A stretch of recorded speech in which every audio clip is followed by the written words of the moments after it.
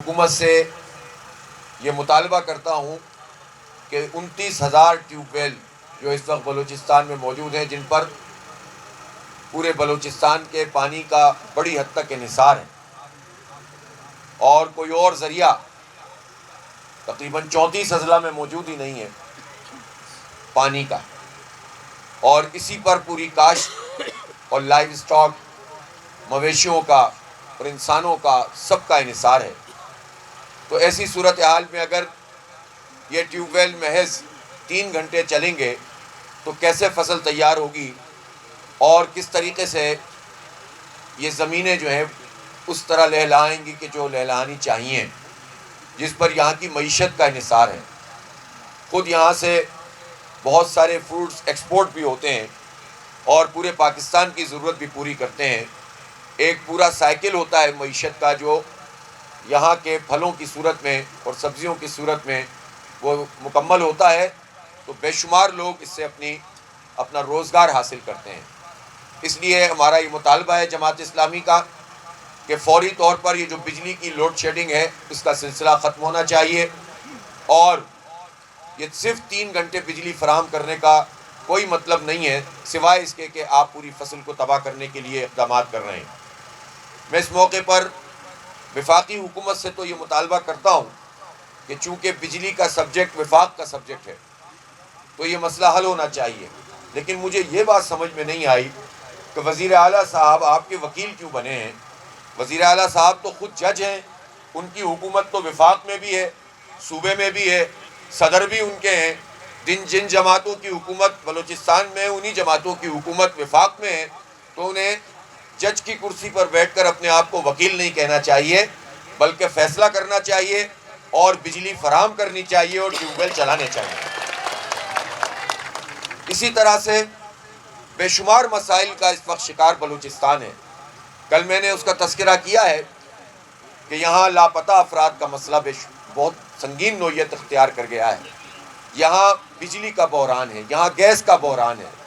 جہاں سے گیس ملنا شروع ہوئی پاکستان کو، اس جگہ پر گیس لوگوں کو دستیاب نہیں ہوتی ہے۔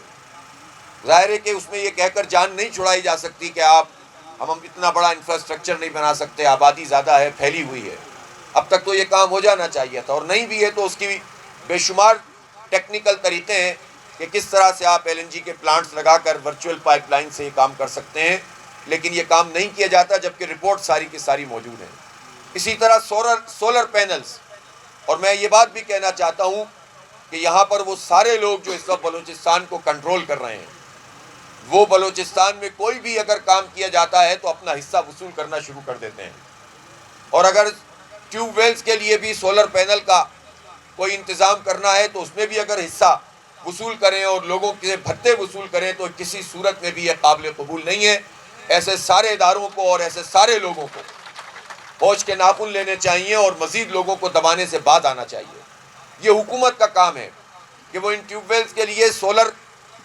پینلز کا انتظام کریں، اس پہ سبسڈی جاری کریں، اور اس کے نتیجے میں یہ خود کفیل بنے۔ لیکن جب تک یہ عمل مکمل نہیں ہوتا، بجلی کی سپلائی کو ٹیوب ویلز کے لیے بڑھایا جائے، اور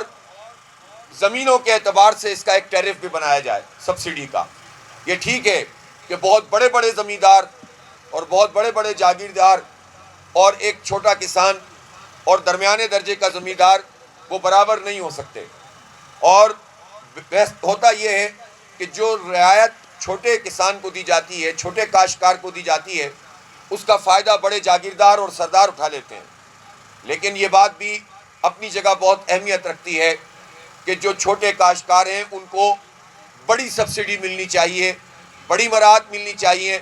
اور ان کو زیادہ بہتر طریقے سے سہولتیں فراہم کرنی چاہیے، اور بڑے جاگیرداروں سے بھی نیگوشیٹ کرنا چاہیے، اور اس کے نتیجے میں فصل کے اوپر کوئی حرف نہیں آنا چاہیے۔